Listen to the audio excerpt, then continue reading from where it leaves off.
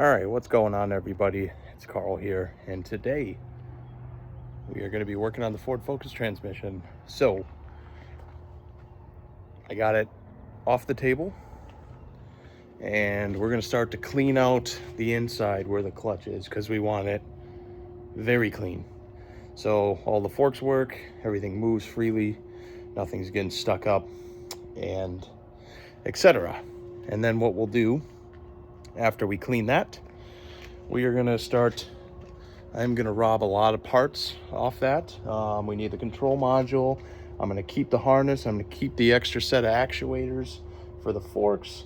I'll probably rob sensors and stuff off of it, and probably even the motor mounts or the mounts, just to have on hand because you never know.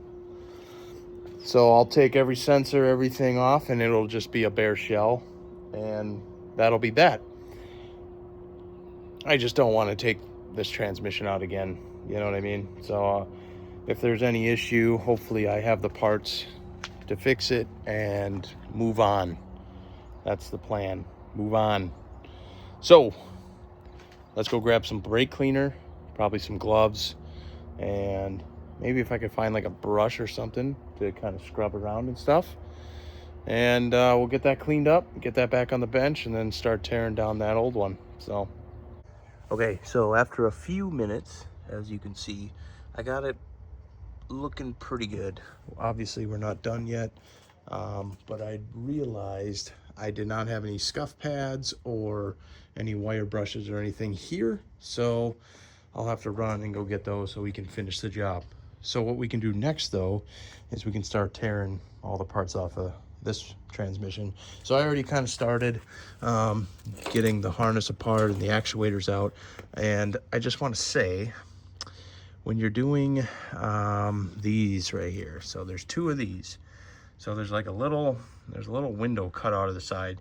That's where you're gonna want to get like a little flathead screwdriver, stick it in there. You're gonna pry up on, maybe I didn't break this one. Yeah, I didn't break it yet, but there's like a little red tab, locking tab that snaps into the front of that. You have to get that up and over and out to push down and pull out. So just all the other plugs were fairly easy.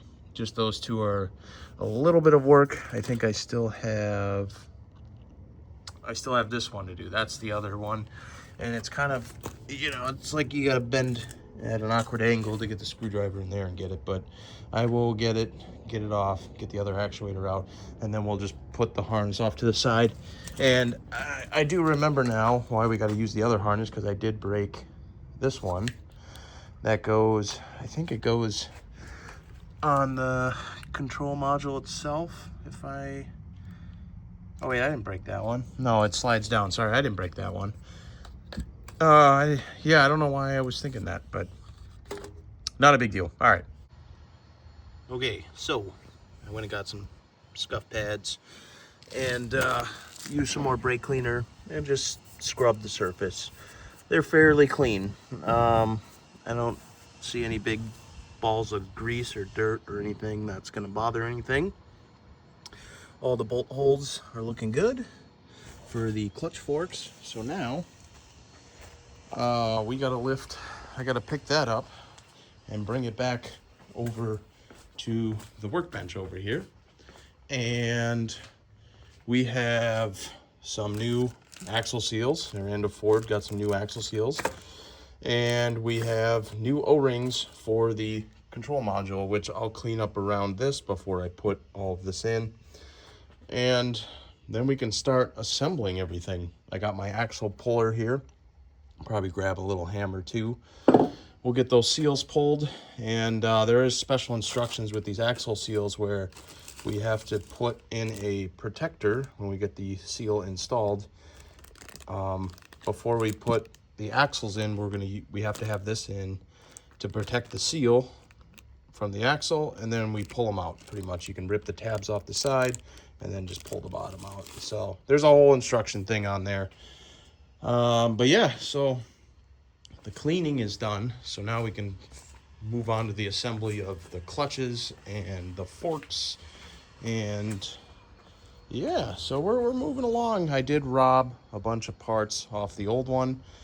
Um, you know, just for backup, I'll probably rob the shift lever off of it too. Because it's literally just a core now. I was trying to get the clutch out to make it lighter to move around. That clutch is actually pretty stuck in there. I tried the method I used on this one, and I can't get it out. So we'll try again later, but obviously in the process, it rolled off of the stand or off the transmission jack onto the floor, spilled everywhere. So, you know, that's cool, right? But yeah, so we'll just continue on this one. And I think I'll just roll with all the sensors that are on it for right now. You know, we have backups if we need them. I have backup actuators, harness, all that. So we have all the necessities that we'll need. So I got the axle seals installed. And as you can see, I just got the protector in here. But it's pretty easy. All you need is a 2-inch PVC pipe and just, you know, work your way around and get it all set in place and you're good to go. I did go out to the hardware store because I had to get some PVC pipe. And then I was going to try this too, but this is just a little too thick on the inside. So, I mean, if I had a lathe, I could have, you know, kind of made it a little not so, increased the width on the inside a little bit and it probably would have worked great and you would have had a nice hammer space. But, oh well, we'll just leave that in the hardware box for maybe someday I'll use that. You never know. So onto the control module now. We'll have to clean up inside here and here, and then we'll clean up on the control module itself real quick, and then we'll get everything pushed on and sealed. And yeah, and then we'll put the actuators. Actually, we got to wait on the actuators. We'll do the clutch next, and then we'll get the actuators installed. So yeah, we're making progress, I got the O-rings put on the transmission control module. We got it bolted in, and obviously before I pushed anything in, lubed it up with a little transmission fluid just so it lubricates all this, you know, the O-rings and everything to slide in. And there we are. So now we can move on. We got to flip the transmission back on its backside so we can start to put in the clutch. So yeah, we're making progress. The axle seal's done. Those seals are done. Yeah, it's coming along. So when doing a clutch on one of these Ford Focus transmissions, it's always good, especially in the kit. They're going to give you like a new metal guard, right, for the shaft seal. But it's always good to take the old one off to look at the seal. And this one's still, you know, it's somewhat orange, so it's probably still good. But usually if they're black, that means there's a leak and you want to replace that seal. But if you're still seeing orange, you're pretty much good to go and you can put everything back together. So in the kit, they give us a new guard that's pretty clean. So we'll put this back on. Comes with new hardware too, which is nice. And we'll be a-okay. So we'll get that bolted back together, and then we'll start to get the clutch forks bolted in as well. Forks are installed, all new hardware, everything. Just want to mention, before you put the forks in, there's going to be these little metal piece, and they're going to be on top of the shifter like that. It's just for shipping. You're going to want to remove those, because if you don't, your forks are not going to move, or they're not going to work properly, and you won't be able, or the car won't be able to shift or anything. So you won't have any engagement at all. So you have to remove those prior to putting them in. That's the best practice. But anyways, we got it all bolted down. Another big thing when you're doing the forks is there's going to be a line, and there's like a hump in the washer, and then there's a hump on the fork. You want it to line up there, because if you don't, That's another failure point that probably won't do you any good. But anyways, so we got all that tightened down. Everything's ready to go. I wonder if they included some grease. Some people say you should put just a little bit of grease on the end, of the forks. Since it did not come in the kit, I guess I won't do it. So the next thing we got to do is put the new slave cylinder in. And once I get that in, I think we'll be ready for the new clutch. So yeah, we're getting there, moving along. It's a little process, but hey, this thing should act like new. Should. Keyword. So sweet. Okay, so we got the clutch in the Ford Focus transmission, and how you get the clutch in. In the kit, we got new bearings and all that. So you pretty much put this piece in, slide it over the shaft, and then there's like a keyway, and like you can't mess it up. It only can go in one way, and you'll know. You just spin it around until it falls in, and it'll fall right in. Make sure the washers are sitting like this, flat. The lip down, right? So how it curves up, in the center. That's how you want it, just like this.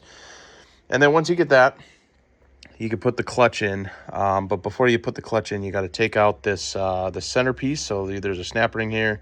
Take out the centerpiece, and in the kit there will be a little baggie with the small snap ring. So once you get the clutch sit flush down in there on the shaft, there you can only go so far, and then you're going to use this old kind of shield guard thing that was over the shaft, and you'll use this and you'll hammer all the way around to get the clutch to get pressed down until you can see on the shaft where the snap ring goes, right? And then once you can see it and you think you can get the snap ring on, this is the toughest part, is dealing with that snap ring, because there's so much tension, it's so small.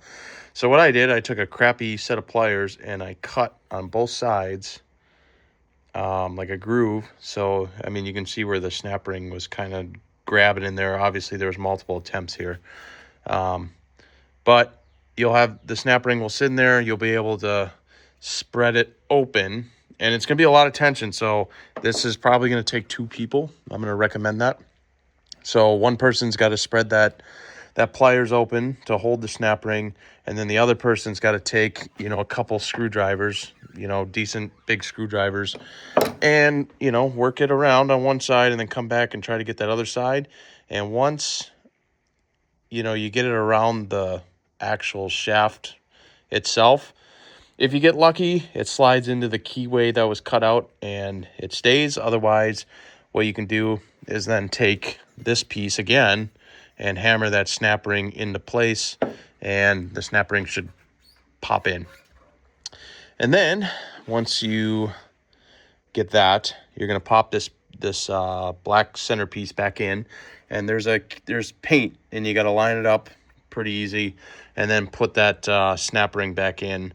And there's like a little white tab in here. The snap ring has to go in between, on like each end has to be on the other side of that thing. So one end here, one end here. And once you get that, you're all set to go. So next thing you have to do, once you get pretty much everything up top here, you gotta take out your actuators, and if you don't have the correct bit for the splines to turn the clutch forks, or you can use a T40, but I highly recommend going and buying the specialized tool. You can find one on Amazon or whatever for like 20 bucks. I obviously didn't spend the money, but a T40 will work, but it will slip a little bit, so you got to be very careful. Which I may go out and buy the specific tool quick, just to make sure I did everything right. But what you're doing is you're turning the clutch forks and everything, so it will set the clutch right, and you'll hear clicks. You got to do it. You got to turn it 10 to 14 revolutions on each side and until you stop hearing clicks, and then you can slowly let it back off, and then you'll be set. But like I said, I think I'm gonna buy the actual tool so I know there's no slippage or anything, so I get the full revolutions, and to make sure everything's done, because obviously I don't want to be pulling this thing out again and doing it. Which you may be able to adjust it in the car too. But then yeah, once you stop hearing clicks, you slowly back it off, and then you can bolt your actuators back on, and you're ready to go. So yeah, this is pretty much it. So once I get that tool, I'll do the quick adjustment, make sure everything's good again, and then we're off to put this thing back in the car. I cannot wait. We'll have a little prep work, obviously. And I gotta replace that light. That thing is dying. But I think what we'll do is we'll take out the control arms and the lower control arms, get those out of the way. So we have a little more room to lift this thing in, but we got an engine hoist, which they're on these. They got a nice hook that you can hook it to and lift up. So I think that's gonna be the plan. We'll see how effective it is, but that's for another day. But thanks for watching, everybody. Please like and subscribe. And if you guys want some awesome Amsoil products, please check out my website in the description. And I'll see you guys in the next one.